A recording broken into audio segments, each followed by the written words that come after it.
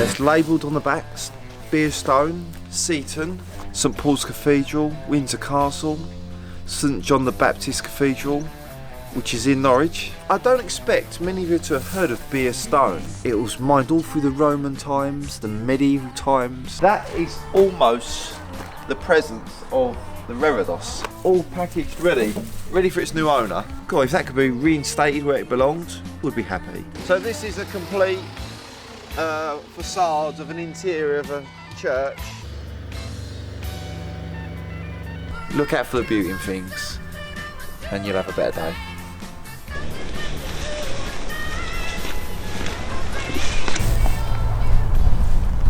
It's been a long while since I've opened a lorry up.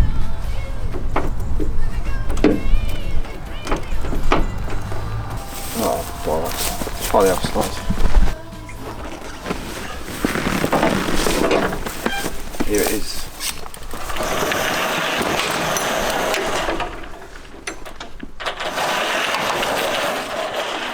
There we go, our church Reredos, made from Beerstone. It's labelled on the back, Beerstone, Seaton. Seaton is the town or village near Beer. I think it's the place, it's Beer Quarry. Or it could most likely mean that the church that's built from Beerstone was actually, the Reredos was built for a place in Seaton, so it may have been used locally.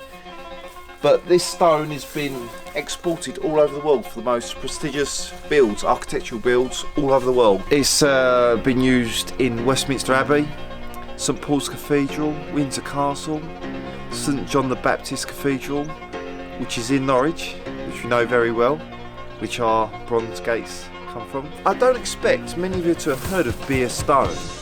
What an unusual start. I've never heard of it until I bought this Reredos. I bought it from a reclamation yard that shut down, and it was a quarter set up. And I love buying boxes of puzzles of stone. And a couple of years ago we got set up in an old barn that we had, the pigs, and we built it, and it was incredible. And we went up on the forklift and it was so impressive. It's massive. It's a real statement piece.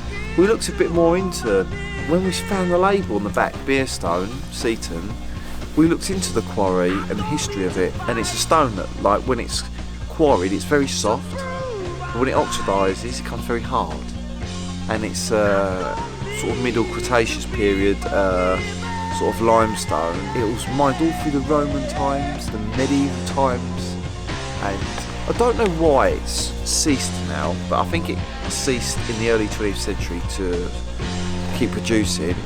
But the church itself is 24 foot wide, 17 foot tall, and it was a bit of a puzzle, but we built it. It really should be big bucks, but I usually price things to their true value, and that should be big money. In this case, I think it's too cheap, to be honest. It's around the £50,000 mark, but basically it's the size of this Arctic lorry setup. So visually you're looking, or let's just look at that number 9. That is almost the presence of the Reredos. It's that in height, it's maybe not just as long. Probably from the leg of that to the rear and that high. So you see the scale of it, and it'd be lovely set up in the yard, but it's all packaged and crated perfectly and nicely, so if we sell it, we can ship it straight out. The Beerstone Quarry Museum were in talks with us to buy it, but they didn't pull no trigger, and we said, like, look, you still interested? Do you want to buy it? It's, you know, like, they should buy it.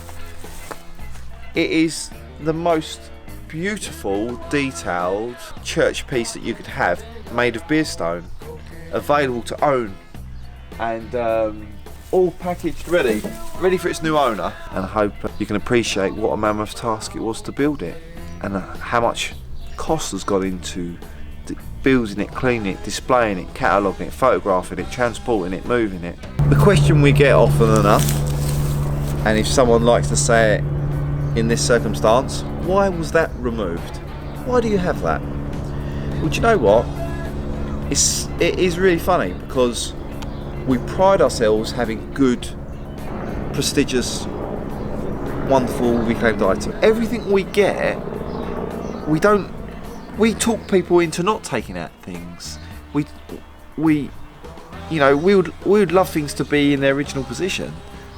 We exist because things have been removed. Things are not getting loved. Things are not getting cared for. We're reclaimers. So why was this taken out? Well, make you laugh. I don't know. All right, I don't know.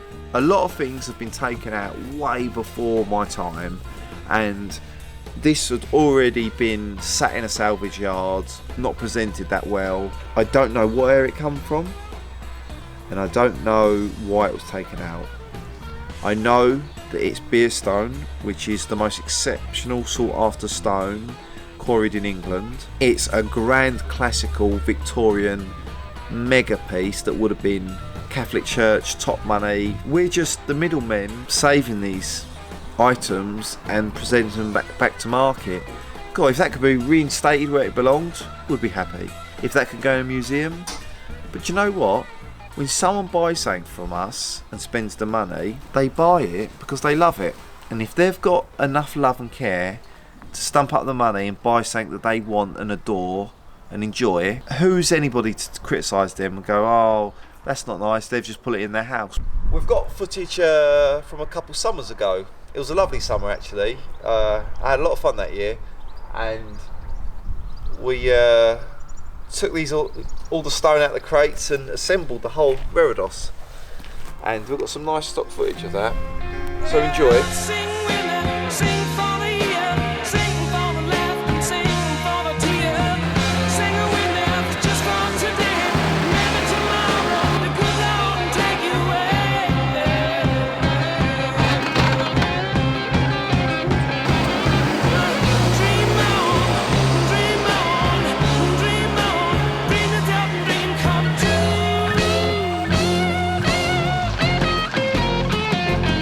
So right, this is the new barn Redo, okay?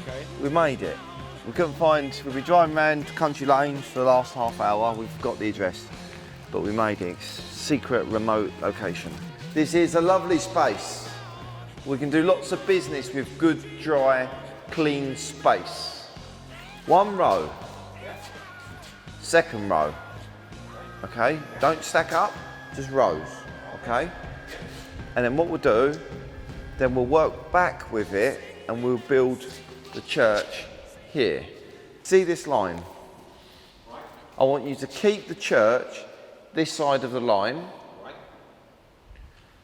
I would like you to use this completely free, these two pads. This is for... No, this is to building the church in. The church is there in pallets.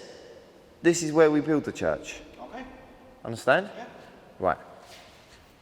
Here, you can put all the stables. Okay.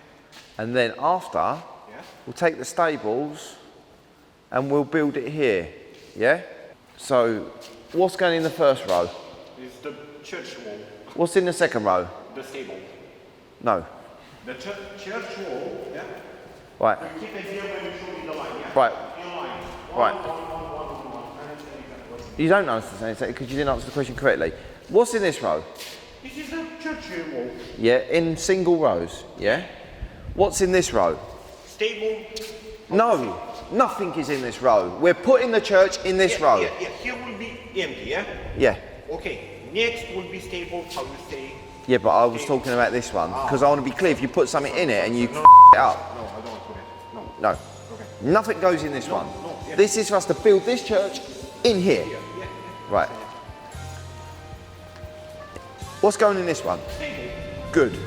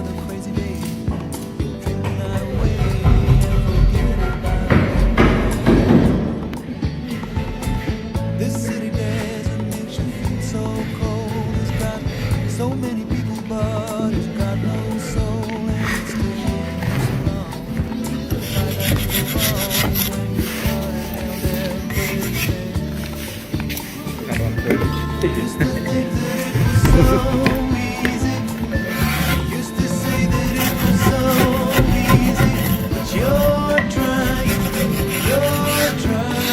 now. Another year and then you'd be happy. Just one more year and then you'd be happy. But you're crying now.